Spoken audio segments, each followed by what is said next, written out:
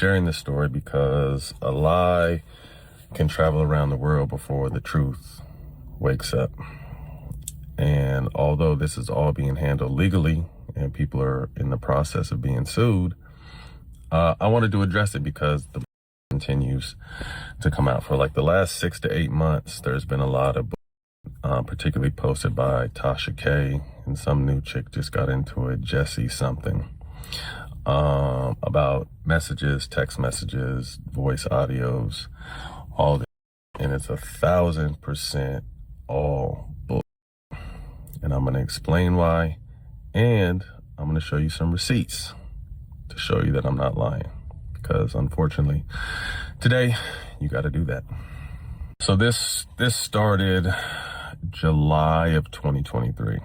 My ex and I had split up for about a month, and this chick DMs me and I entertain her. We go back and forth, conversation gets spicy, but we never met, never kicked it, never met, never seen this chick one time in my life. And then fast forward, my ex and I got back together. So I told her, she got a little weird, but she kind of just fell back. So moving along, we get back together and we end up doing this reality show. And while we were on this reality show, we find out we're pregnant. So we announced that on the reality show. And when that airs for the world to see, I start getting hit up from different phone numbers, tripping. I'm going to do this. I'm going to do that. I'm going to expose this. So I think to myself, like, expose what? Like, we've never kicked it, met, person, shook hands, hugged, none of that. I'm like, expose what? But at the same time, you know, my ex was a little older, which is a high-risk pregnancy. And I didn't want no bull like that coming out. If I was suing somebody, it wouldn't even be nothing for me to say. They would just have to deal with the paperwork. And I think that that's a threat that a lot of people make to try to stop the bleeding, or, you know, maybe they are actually considering pursuing somebody when it comes to lawsuits and stuff. But the fact of the matter is this: to get extorted by a chick that you've never even met before, or to even be in a position where you sending voice messages to people that don't have nothing to lose and that you've never ever met before. Man, this could be a Nigerian scammer or somebody over there in Africa finessing you. And then he sent them $5,000 every single month. So this chick said, pay me or I'm going to release our text, our conversation, our DMs. And I'm like, you really don't have shit. But again, okay. So I start paying this chick some bread for about a year. And I'm going to show you those receipts too. And during this time, I'm kind of just tapping in with her because she's a wild card. She's a nutcase, and kind of just checking in, having empty conversations to make sure she's cool. September of last year, we have the baby. And I keep paying her until the end of the year. So until December. I think December 6th was the last time I sent her bread.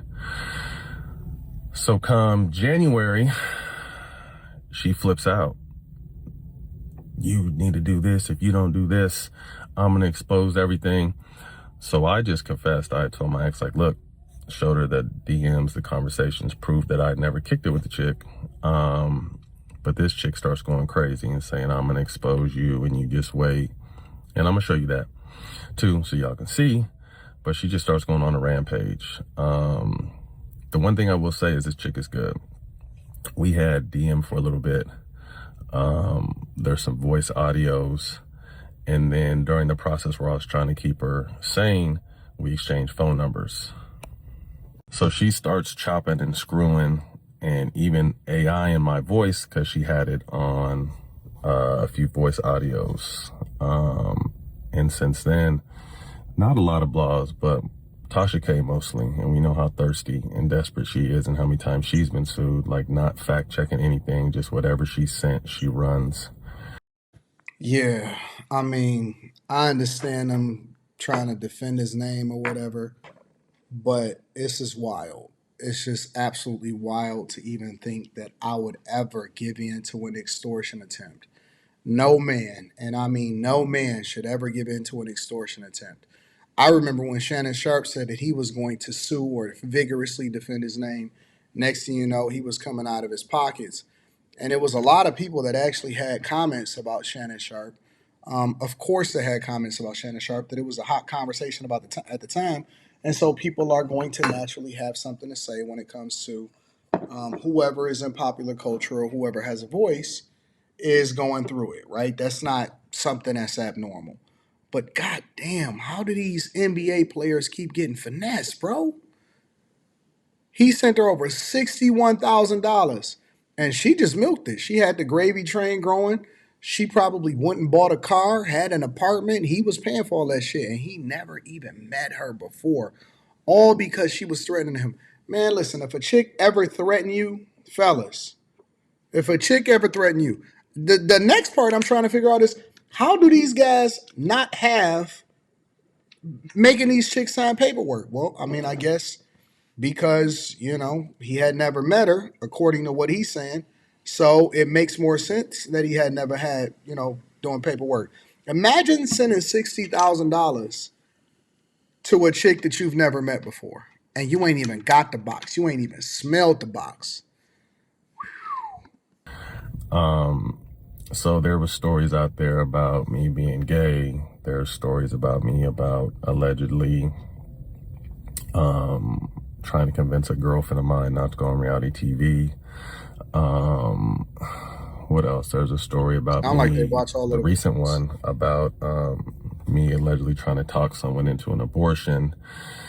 They threaten stories about my kids and all kinds of weird and wild shit. I think in closing, a lot of you who follow me and know me know that I'm not perfect, far from perfect. Fucked up plenty of times, but I'm real. A lot of my private stuff has played out publicly. You guys have witnessed me lose my family this year. You guys have witnessed a lot of shit. And again, I don't make no excuses for none of my bullshit. I accept everything on the chin that I'm responsible for. But again, I had to come and speak out this because it's bullshit. And perception is reality, and people run with perception instead of understanding the reality. When I went in court for these people that I'm about to sue, no one will talk about that because they don't care about that. But they love to run with the lies. So, like I said, this chick is good. She chops conversations up. She AIs conversations. She pieces 3 or 4 different conversations together to make them seem like something that's not true. So again, I'm gonna show you some shit so you can see. Y'all take it from there. Under no circumstances will I ever be extorted. I don't even care if it's for $50. I don't care what the amount is. Never, ever, ever, ever send a chick bread under duress or send her to, because what's stopping her from being able to be cut off? You know what I'm saying? What's stopping a situation from ever ending? It's going to be a forever situation because you put yourself at this position in the first place. Never send a chick bread. Never get involved with these scallywags that don't add no value. And don't care what they say. I don't care. I'm going to be honest with you. And this is just me personally. I never even knew anything about this until Matt Barnes just said it. I never knew about what Tasha K was saying until Matt Barnes just said it. You know what I'm saying? Like, I just wouldn't care. Personally, it just wouldn't mean anything to me. And I'm never sending a chick no bread. You can forget that. Let me know what y'all think inside of the comments. Make sure y'all tap into the Patreon. Link is in the description. Teach Henley 40% off your first order, 20% off for life. We're going to talk about this on After Hours tonight. Should be interesting.